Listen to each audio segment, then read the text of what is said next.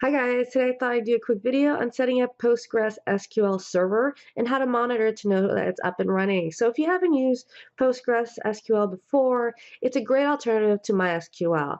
It's a relational database that supports SQL and it's object oriented. So go ahead and give it a try. It's really easy to set up and get started using it within a few minutes, and it even takes easier to start monitoring to make sure that your database and your data, your sensitive data, is up and available. So just keep watching and I'll show you how easy it is to get started. The first step of doing the install is actually doing an update. So it's recommended you do a full update of your operating system, do a yum update. This will install all updated packages as well as OS or kernel packages required. So you're going to go ahead and want to do this before you install any of the Postgres packages. So this usually takes a few minutes. After that, I usually like searching for my packages first because I want to see all the available packages related to what I'm looking at. So if you do a yum search and the package name, it's going to return back to you everything with the word Postgres in it or Postgres in the package description. So if you notice here, there are libraries, there's server, there's clients, there's documentation. So tons of stuff related to Postgres. What we want to install is actually the Postgres server. So we're going to do yum install PostgreSQL hyphen server and PostgreSQL hyphen contribute. These are the two packages we need to install to actually run a Postgres server. So once this is done, it'll just take a couple minutes, pretty fast. Once it's done, we'll go ahead and start up and configure our server.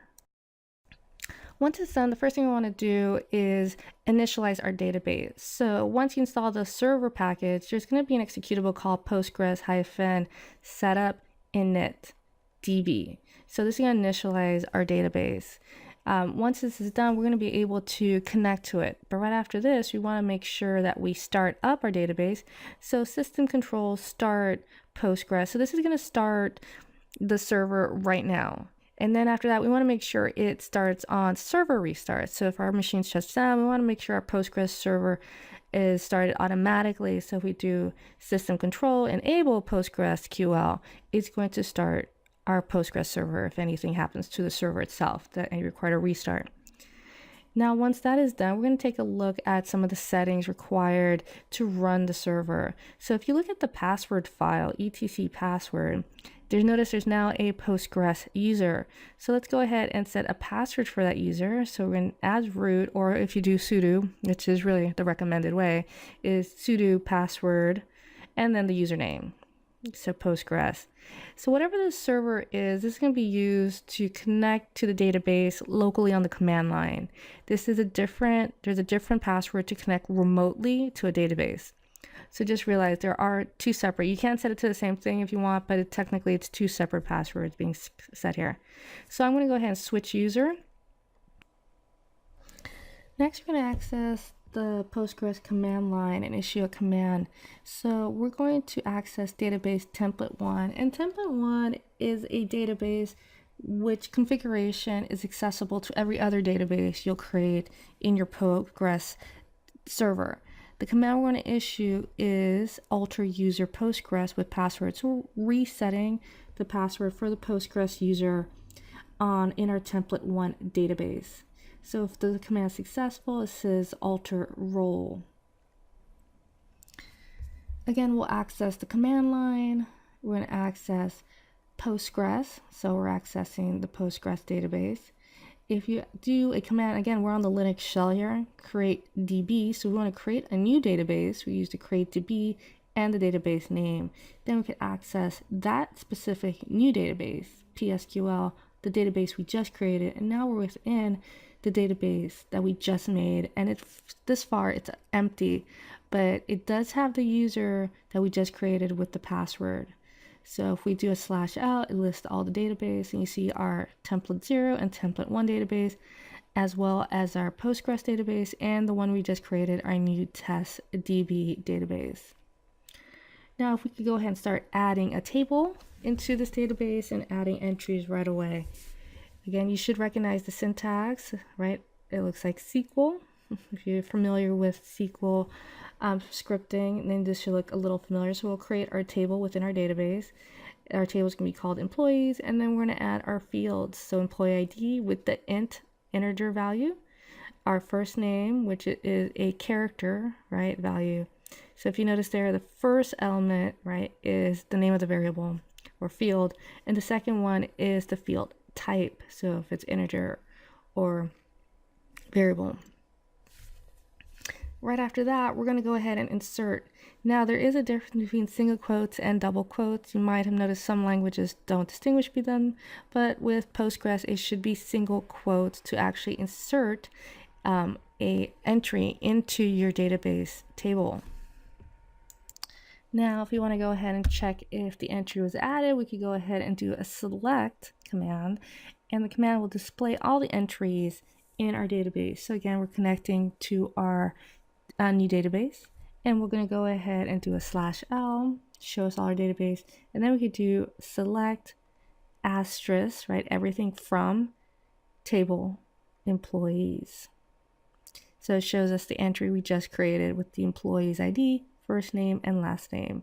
And you do a /q to quit out of the Postgres database command line. Now, if you go back into root, we're going to want to do a few modifications before we start monitoring our Postgres server. So we have our server up, we have a database created, and we have added a tiny entry into it. But if we want to access this from a remote server for monitoring or for accessing the database itself, we have to open up the firewall. So we're going to use the firewall hyphen command. I misspelled it right here. I'm going to come back and change it. I'm going to put it in the public zone, and I'm going to add the port that I want to open up, which the port is 5432 for Postgres SQL server.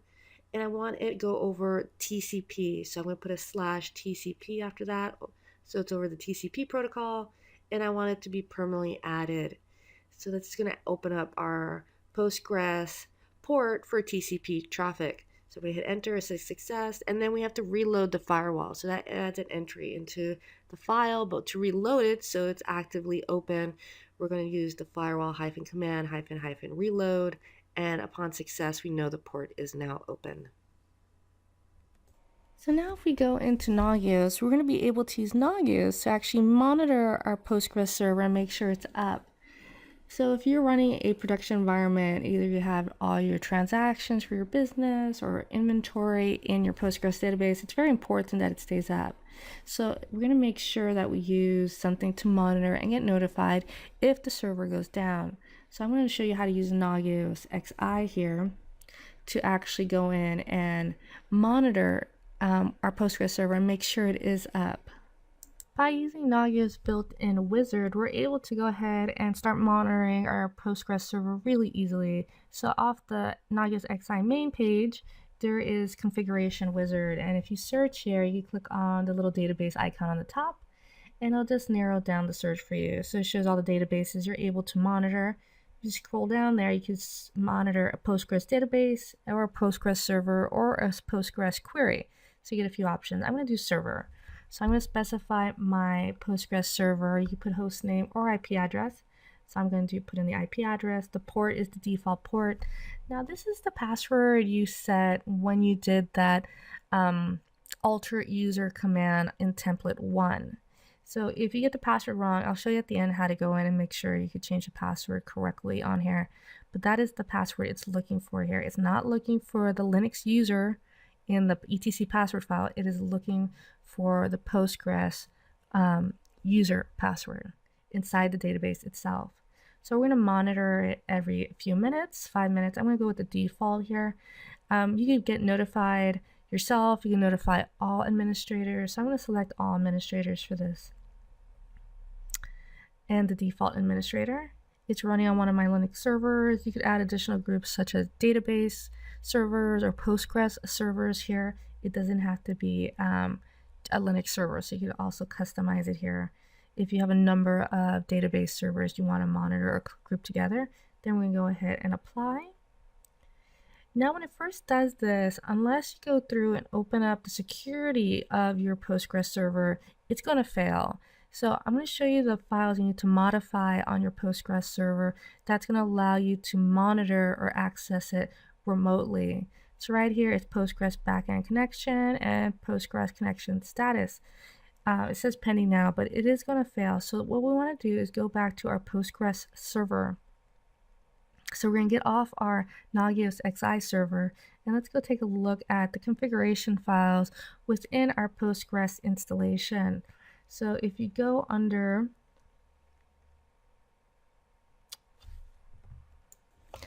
var lib pgsql/data, there's two files in here that we need to modify to allow remote connection. The first one is pgsba.conf. Now, if we go in here, we're going to allow access from remote servers. So we want to scroll down to the bottom, and you'll see a few lines that have been that are not commented out with the pound symbol.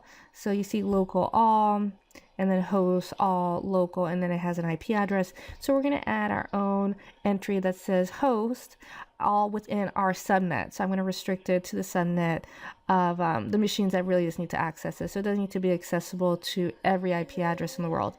So just host all databases, all users. And then we're going to say 10.0.1.0/24. So it's just really going to be our network. And then we're going to say MD5, which is a password encryption authentication protocol. So it's saying we want to authenticate our users. The second file we want to take a look at is to open up listening, what port we're listening on. So in the same directory, we want to look at PostgreSQL.conf. So in here, there's a line that's called listen, and it's listen addresses. So we're going to comment it out. So if you see it on yours, it would have a comment. We want to make sure we add an asterisk for all IP addresses to listen to. Now, remember in the previous file, we say only certain IP address connect. This is saying we could open up to all IP address it will listen for, but only allow connections for a certain restricted subnet. So we're going to put an asterisk here. We're going to save it. And now we have to restart our Postgres server. So we do our system control, restart PostgreSQL, and it's going to restart our server with our new configurations. Now our Nagios XI server should be able to connect to the Postgres server and verify that the connection can be established and that the server is up. Now, I did tell you I was going to show you where to go and modify a setting if you accidentally put in the incorrect password that needs to be used to authenticate to our Postgres server. So if we go under configuration or configure, and then there should be an option that says core configure manager. So we're going to go in and look at the service that we created, that has been created for our Postgres backend connection. And right there you see like two little tools, looks like a wrench and a flathead. And if you look in here, there is an option right here under common settings. And if you look at this command line, there is a DB pass. So that is the password we created for our database user to use to connect. You go ahead and run and check that, verify the command is successful right here. So I recommend running it, check the command, it actually works. If it works, go ahead and save it. And then you have to remember to apply the configuration before it will actually show up on your Nagios dashboard, and that the connection, in fact, does work for that service. So if we go back to our host and look at the services, we'll see that are now both our Postgres connection status and Postgres backend connections will both work. You can also go in and force immediate check to actually make sure this works immediately, so you don't have to wait the 5 minutes or 20 minutes, whatever you might have set for the next check to occur. And you see that both of them show OK status and that they're both successful in connecting. Thanks for watching, guys. I hope this is helpful. Be sure you set up your database and monitor it today, and subscribe to get updates. Bye.